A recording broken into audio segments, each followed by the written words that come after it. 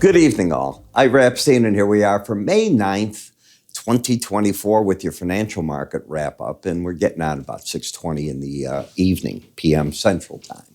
All right, before we get anywhere, let's take a look at the day's news, and I think that's important. For tomorrow, University of Michigan consumer sentiment around 9 in the morning. Treasury Department's going to put out their outlays and receipts. Now, remember, you get tax receipts for this for the April period, so they should be higher than your outlays. Minneapolis Fed President Kashari, and I understand Chicago, Austin Goolsbee will participate in the talk, and I think Steve Leisman's out there to head it up. Now, I want to bring you down here to today, because I didn't see this until just before I was preparing to do this. Initial applications for unemployment today, well, they jumped 22,000, and they also went up and continuing. And the markets took off from that. I think you saw that as soon as they came out, you had bullish news with the market. The other thing that I didn't realize, and I don't know how important it is because I don't put these numbers together, Bloomberg is pointing out that coincides with the recess in New York public schools. So the implication is when that recess takes place, that the way that the system counts unemployment, is that what they're saying? I'm asking that. They go into that number. If that's the case, that could be 10,000 teachers, I'm imagining. So I don't know, but it's interesting, and we'll see if it means anything. The one thing I do know is that the market today, if you were watching the news stations, it was all about President Trump's sex life. It had to do with Stormy Daniels, what she said, what she did, proving blah, blah, blah. I don't know why they just couldn't say, yeah, he had an affair with her and let it go and she never had to appear there. But this was all about tainting the president, and they did that if that was their goal. What was lost in all of it was the fact that Israel and Hamas, their peace talks fell apart.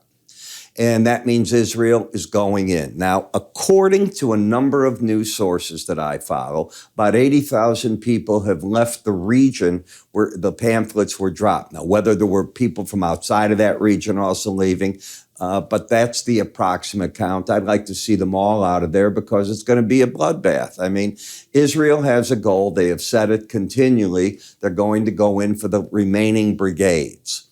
And that's what they're going to do. They'll never be able to stop Hamas to the last person, but they will be able to do serious damage on this. Now, the Biden administration has said that they're not going to send anything that can hurt the general population. So what they're really saying, and you got to dig down, is they don't want to send bombs that could be used. That's like the U.S. Oh, the U.S. is sending 500 and 2,000-pound bombs, and they're killing these people.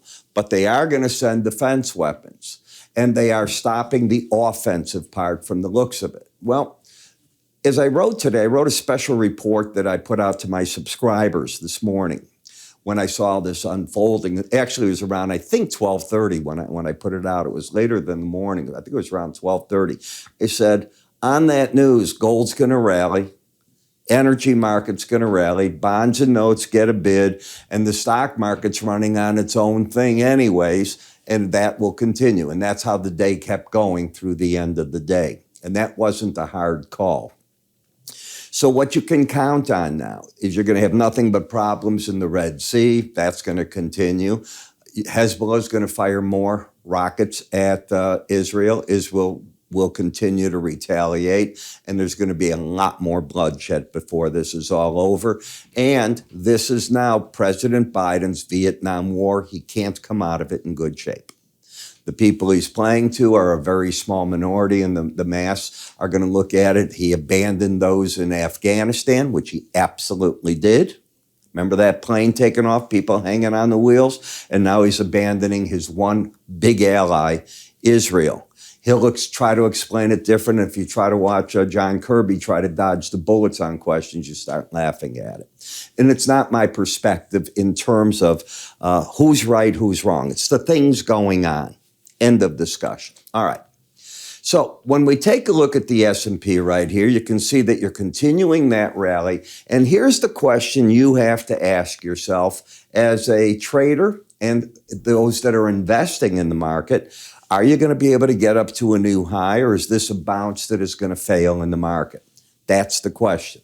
This is the old high area. You can see it. The market's got higher lows, higher highs. Absolutely bullish. The market has been over, past tense, the 18-day average since about 6 days ago, 5 days ago, right in here. It got the boost, as we all know, from the jobs report, and it hasn't looked back since then. So you've had a rather dramatic rally, and of course, everybody's going to be saying, new highs coming, new all-time highs. Okay, I don't know about that. What you're fighting now is the upper Bollinger Band. And it is typical when a market rallies to the band and hangs at it, you push on the band for a while. Now, the old high, and I'm doing this on all the indices today for you, you'll see them put here, is 53.33 and a quarter. So 90 points from here in round figures is what the market's got to add. If it gets an embedded reading, it certainly has a good chance at it. You can't count tonight because we don't know how the market's going to close for tomorrow. So you've got to step back, if you will, to Thursday. Both numbers were over 80, and the day before they were not. So you cannot embed, this is the important thing, with Friday's data. You have to get through Monday to know if this market's going to embed, lock in other words, capture everybody under here short and keep going, and then your target does become that. You'd have to fail on the embedded reading. The same thing is playing out in the micro mini NASDAQ. This is your high, 18,708. Here, you cannot count today because we don't know where the finish is going to be for Friday, but we can go certainly to Thursday. Both numbers were over 80. They're not that way the day before. So again, it's going to carry you into Monday. When we come to the Dow, I'll just keep telling you, it's all the same. Here's the high.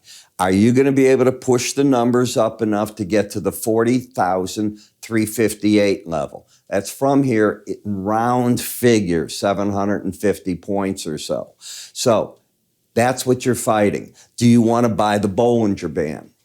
That's the other thing you're fighting.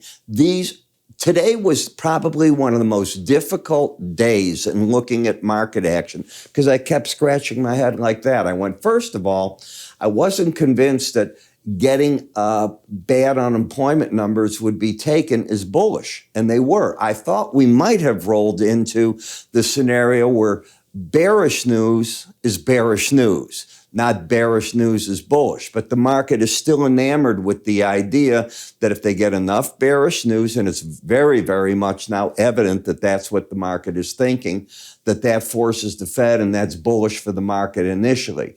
In the end, bearish news is bearish news. But the first thing is, can it get the Fed to move? This is just the warm-up for, I think it's Wednesday the 15th, that we get the CPI number. That is the number that will answer a lot of this question. And obviously the same thing in the Russell, and here's your high.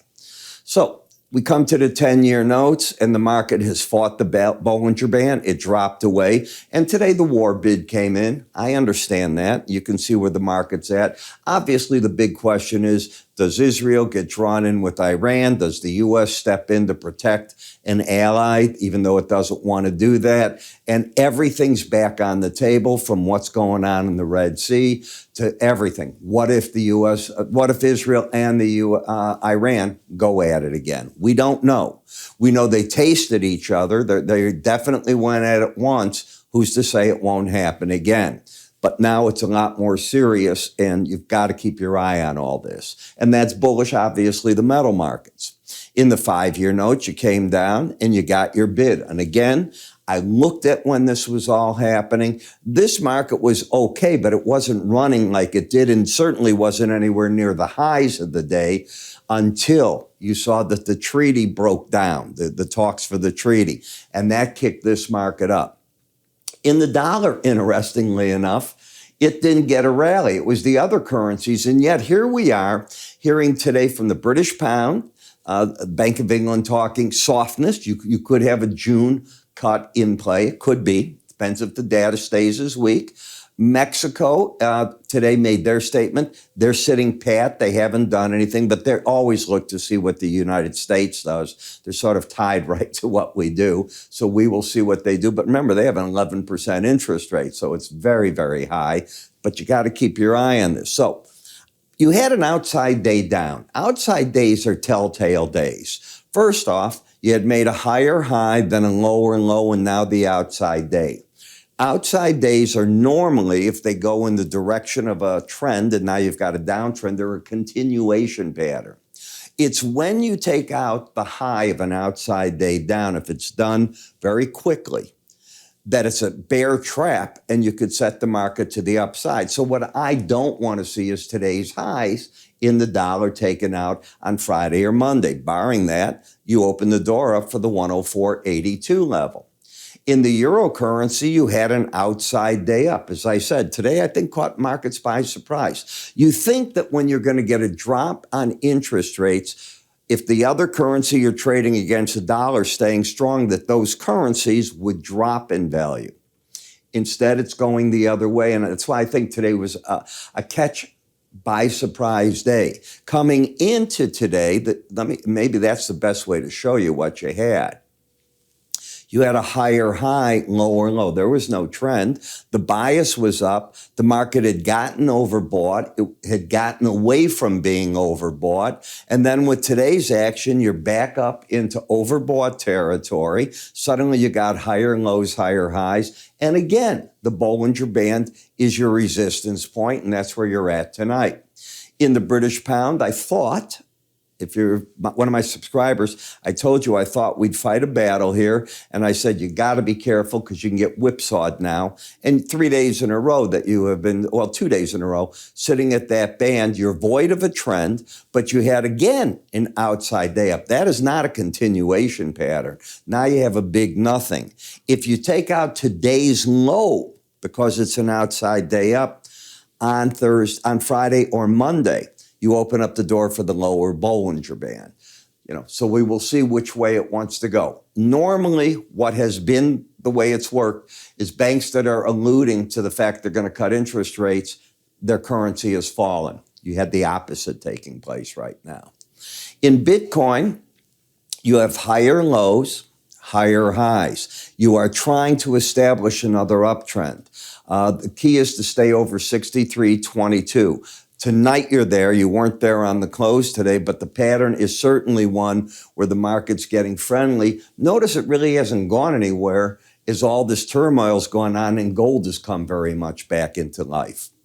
In the energy market, the differential between Brent and WTI continues to narrow in. It's around 506. 503 is the 18-day average of closes. And when you look at the market, you left today the bearish trend.